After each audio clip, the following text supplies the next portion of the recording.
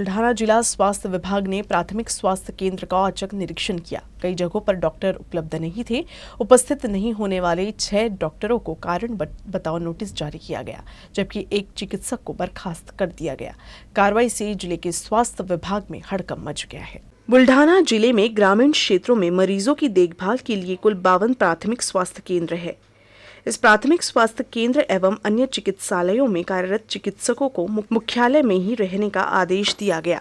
इस संबंध में जिला स्वास्थ्य अधिकारी के मार्गदर्शन में टीम गठित कर जिले के प्राथमिक स्वास्थ्य केंद्र का औचक निरीक्षण किया गया। जांच में कई जगहों पर डॉक्टर नदारद पाए गए। इससे भड़के जिला स्वास्थ्य अधिकारी ने कार्यालय के 6 चिकित्सकों को कारण बताओ नोटिस जारी किया है। एक चिकित्सक को कार्यमुक्त कर दिया है। इस कार्रवाई से जिला स्वास्थ्य विभाग में हड़कंप मच गया है। वहीं विभाग के अधिकारियों ने स्पष्ट चेतावनी दी है कि मुख्यालय में नहीं रहने वाले चिकित्सकों पर जिला स्वास्थ्य विभाग की पैनी नजर रहेगी। आपण त्यांना कार्यदावा नोटीस देतो।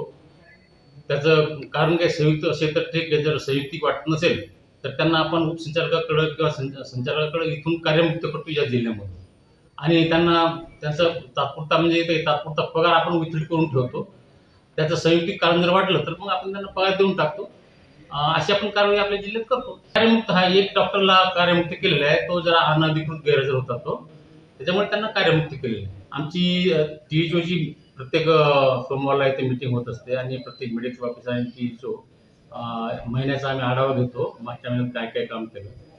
तर याच्यामध्ये काही गैरहजर आढळले किंवा तिथं प्राथमिक आरोग्य केंद्रावर हे काही लोक गैरहजर आढळले तर त्यांना आम्ही कार्यदावा नोटीस देतो। आणि इथून पुढे जर असं काही आढळलं, हा खूप असं म्हणजे गैरहजर आहे, कोणी लोकप्रतिनिधी आमच्या निदर्शनास आणून दिलं, काही पत्रकार बांधव असतात की पेपरमध्ये हे कर्मचारी तिथे नाही, तो मेडिकल ऑफिसर नाही, तर त्या पेपराच्या खात्यावरून आम्ही सुद्धा कारवाई करतो त्यांच्यावर। राज्य के आबकारी और पुलिस विभाग द्वारा विभिन्न अभियानों में जब्त की गई शराब को अदालत के आदेश से नष्ट कर दिया गया। बुल्ढाना जिले के मलकापुर पुलिस ने 10 लाख रुपए की शराब नष्ट की है। मलकापुर पुलिस ने 2017 से 2021 के बीच अवैध शराब के 135 पेटी जब्त की थी। इसमें करीब 12,000 देशी व विदेशी शराब शामिल है।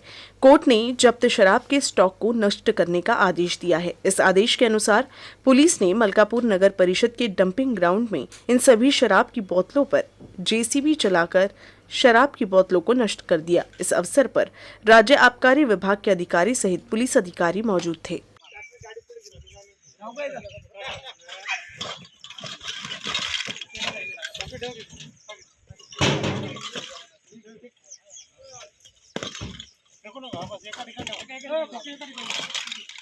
यात्रियों की बढ़ती मांग को देखते हुए दक्षिण मध्य रेलवे ने नांदेड़ मंडल में वर्तमान में चल रही अकोला तिरुपति अकोला साप्ताहिक ट्रेन की अवधि बढ़ाने का निर्णय लिया है। ये ट्रेन 15 जनवरी 2023 तक चलेगी, जिससे अकोला वासियों को सुविधा मिलेगी।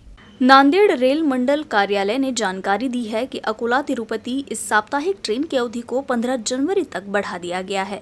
यह ट्रेन 8 और 15 जनवरी को सुबह 8:10 पर अकोला स्टेशन से रवाना होगी और अगले दिन 6:25 पर तिरुपति स्टेशन पहुंचेगी। तिरुपति अकोला साप्ताहिक ट्रेन 6 और 13 जनवरी को तिरुपति स्टेशन से 12:30 बजे प्रस्थान करेगी और अगले दिन 12:15 पर अकोला स्टेशन पहुंचेगी। डॉक्टर पंजाबराव देशमुख की जयंती के अवसर पर कृषि विश्वविद्यालय के खेल मैदान में 5 दिवसीय राज्य स्तरीय कृषि प्रदर्शनी एवं कृषि महोत्सव का शुभारंभ हो गया है।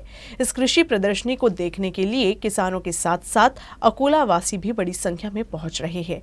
इस प्रदर्शनी में पोल्ट्री स्टॉल पर अकोला वासियों की खासी भीड़ देखने को मिल रही है। अकोला जिले के खड़का गांव के किसान गजानन डाबेराव का पोल्ट्री स्टॉल इस कृषि प्रदर्शनी में आकर्षण का केंद्र बना हुआ है। यहाँ अकोला वासियों के साथ छात्रों और किसानों की भारी भीड़ देखी जा सकती है।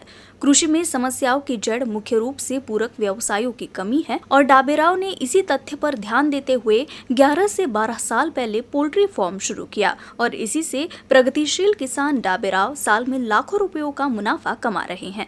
डाबेराव के पास मात्र 2 एकड़ सूखी जमीन है और कृषि से अधिक आय की कोई गारंटी नहीं थी, इसीलिए उन्होंने यह पूरक व्यवसाय शुरू किया। डाबेराव ने अकोला की कृषि प्रदर्शनी में एक स्टॉल लगाया है और यह स्टॉल अकोला वासियों द्वारा खूब पसंद किया जा रहा है। मी या प्रदर्शनीमध्ये माझा स्टॉल कुक्कुटपालनाचा स्टॉल घेऊन आलेला आहो. याच्यामध्ये माझ्याकडे ज्या प्रजाती आहेत त्या खूप महाराष्ट्रामध्ये ज्या कोणाकडे नाही आहेत तेवढ्या जाती माझ्याकडे आहेत. गिनी पाऊल आहे, टर्की आहे, असील आहे, खडकनाथ आहे, शिल्की आहे, पांढऱ्या हंस जातीचे बदक आहे, मस्कोवी जातीचे बदक आहेत आणि बटेरसुद्धा आहेत, खडकनाथ आहे. अशा प्रकारचे माझ्याकडे पक्षी आहेत आणि मी एक दिवसाचे पिलं अंडी देऊन शेतकऱ्यांना पिलंसुद्धा पुरवतो. माझ्याकडे जवळपास 600 शेतकरी या व्यवसायात जुळलेले आहेत आणि प्रदर्शनाच्या माध्यमातून शेतकऱ्यांना मार्गदर्शन व्हावं आणि माझंसुद्धा उत्पन्न वाढावं हाच उद्देश ठेवून मी अकोल्याच्या या ॲग्रोटेक प्रदर्शनीमध्ये आलेलो आहो आणि शेतकऱ्यांचा लोकांचा कसं हे वाटत प्रतिसाद मिळत आहे? शेतकऱ्यांचा उत्कृष्ट प्रतिसाद आहे. स्टॉलवर आम्हाला जेवण करण्याची वेळ सुद्धा मिळत नाही कारण शेतकरी इतक्या भरपूर प्रमाणात येत आहेत. कोरोनामुळे 2 वर्ष बंद असल्यामुळे शेतकऱ्यांचा प्रतिसाद चांगला आहे आणि आम्हाला ऑर्डर खूप चांगल्या पद्धतीने मिळत आहे. गुंटेवारी के प्रस्ताव को ऑनलाइन की बजाय ऑफलाइन मोड में स्वीकार करने की समय सीमा प्रशासन ने एक बार फिर बढ़ा दी है. अब समय सीमा 31 जनवरी 2023 तक बढ़ा दी गई है. इस बीच ऑफलाइन पद्धति को नागरिकों से अच्छा प्रतिसाद मिल रहा है. अब तक हजारों प्रस्ताव जमा हो चुके हैं जिससे नगर पालिका को करोड़ों रुपए का राजस्व प्राप्त होगा. साल 1965 में महाराष्ट्र टाउन प्लानिंग एक्ट अस्तित्व में आया. उसके बाद कृषि को गैर कृषि करते समय नियमों के दायरे में करना होता है. हालांकि यह नियम ग्रामीण क्षेत्रों में लागू नहीं हुआ है, इसीलिए गुंठेवारी प्लॉट सभी शहरों में हैं. नगरपालिका सीमा के विस्तार के बाद गुंठेवारी प्रणाली के क्षेत्र में वृद्धि हुई. वर्तमान में लगभग 35% क्षेत्र गुंठेवारी नियमों के अधीन है. 2014 से नगर निगम ने गुंठेवारी के नियमों में बदलाव करना बंद कर दिया था, लेकिन 2020 में राज्य सरकार ने गुंठेवारी नियमानुकूल करने का फैसला किया. इसीलिए जिन नागरिकों ने 31 दिसंबर 2020 से पहले गुंठेवारी प्लाट या मकान खरीदा है, उनके लिए गुंठेवारी का रास्ता साफ हो गया है. यदि आप जीवन के किसी भी क्षेत्र में सफल होना चाहते हैं तो आपके पास एक महत्वपूर्ण पूंजी के रूप में दृढ़ इच्छा शक्ति होनी चाहिए. लोग भौतिक कारणों का हवाला देकर परिस्थिति से पीछे हट जाते हैं, लेकिन अगर आपके पास इच्छा शक्ति है तो स्थिति कितनी भी कठिन क्यों ना हो, वो सफलता के रास्ते में नहीं आ सकती. ऐसा मंत्र अभिनेता भारत गणेशपुरे ने छात्रों को दिया. वे कृषि विश्वविद्यालय के आयोजित राज्य स्तरीय कृषि प्रदर्शनी में बोल रहे थे. कृषि विश्वविद्यालय में राज्य स्तरीय कृषि प्रदर्शनी में दोपहर के सत्र में छात्र संवाद का आयोजन किया गया.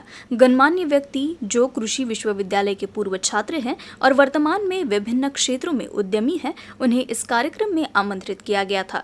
इस मौके पर भारत गणेशपुरे ने अपनी जीवन यात्रा को छात्रों के साथ साझा किया. इस अवसर पर विश्वविद्यालय के कुलपति डॉक्टर शरद गड़ाक सहित अन्य अधिकारी उपस्थित थे. गणेशपुरे ने कहा, हम गरीबी और हालात का बहाना बनाते हैं, लेकिन रंग, जात पात, कद, जाति, पैसा कुछ भी सफलता के आड़े नहीं आ सकता. मैं कक्षा 5वीं से ही अभिनेता बनना चाहता था, लेकिन गांव में ऐसा कोई माहौल नहीं था. मुंबई में कोई रिश्तेदार नहीं थे, सिर्फ साथ थी तो इच्छा शक्ति, और उसी के दम पर मैं वहां पहुंच गया जहां मुझे पहुंचना था. उन्होंने छात्रों को सलाह दी कि कई लोगों को मुश्किलों का सामना करना पड़ता है, लेकिन उन पर काबू पाकर ही आगे बढ़ना चाहिए. नागपुर में विदर्भ प्रधानाध्यापक संघ द्वारा स्वर्गीय बालसरा पुरस्कार वितरण समारोह स्कूल शिक्षा मंत्री दिलीप केसरकर के हाथों संपन्न हुआ. इस अवसर पर बुल्ढाना के विलास भारसागरे को पुरस्कार प्राप्त हुआ.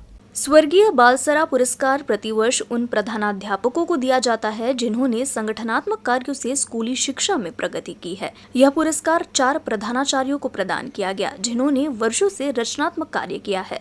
इसमें बुल्ढाना के विलास भारसाकले, अमरावती के अशोक चोपड़े, नागपुर के मंदा उमाटे, गढ़चिरौली के संजय नारलावार को स्कूल शिक्षा मंत्री दीपक केसरकर के हाथों पुरस्कार दिया गया.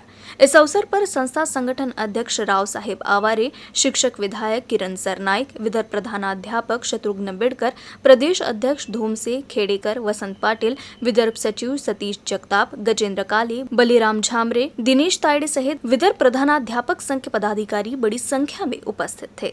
महाराष्ट्र राज्य के कुल 7 जिलों में अकोला, नागपुर, अमरावती, पुणे, जलगांव, लातूर, नासिक, इन 7 जिलों में महाराष्ट्र राज्य मिनी ओलंपिक खेलों की मेजबानी करेगा. इसके तहत निकाली गई मशाल अकोला जिले में पहुंची. खिलाड़ियों सहित विभाग के अधिकारियों ने इस मशाल का भव्य स्वागत किया. महाराष्ट्र राज्य मिनी ओलंपिक खेलों का आयोजन महाराष्ट्र सरकार खेल और युवा सेवा निदेशालय, महाराष्ट्र राज्य पुणे और महाराष्ट्र ओलंपिक संघ की पहल के तहत किया गया है। इन प्रतियोगिताओं में 39 खेलों को शामिल किया गया है। यह आयोजन 2 से 12 जनवरी तक होगा। इन खेलों की प्रतियोगिताएं अकोला, नागपुर, अमरावती, पुणे, जलगांव, लातूर, नासिक जिलों में आयोजित की गई है। तदनुसार निकाली गई मशाल अकोला जिले में पहुंची। अकोला शहर में स्वर्गीय वसंत देसाई स्टेडियम में कार्यक्रम का आयोजन किया गया। इसमें अकोला जिले के स्कूल व कॉलेज के छात्र छात्राएं, खेल मंडल के कार्यकर्ता, एथलीट सहित बड़ी संख्या में नागरिक मौजूद रहे।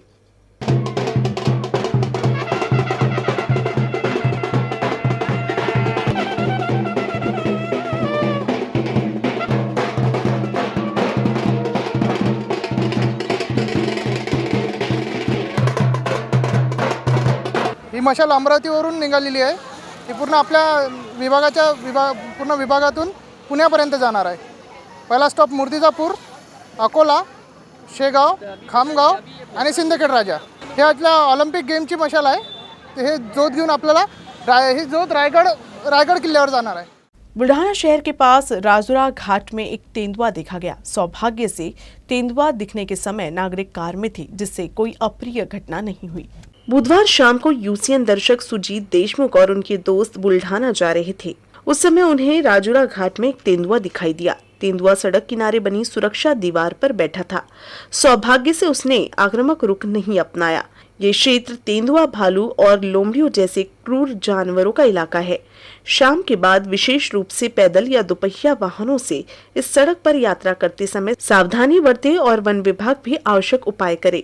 सुजीत देशमुख का यात्रा के दौरान बनाया गया ये वीडियो खूब वायरल हो रहा है।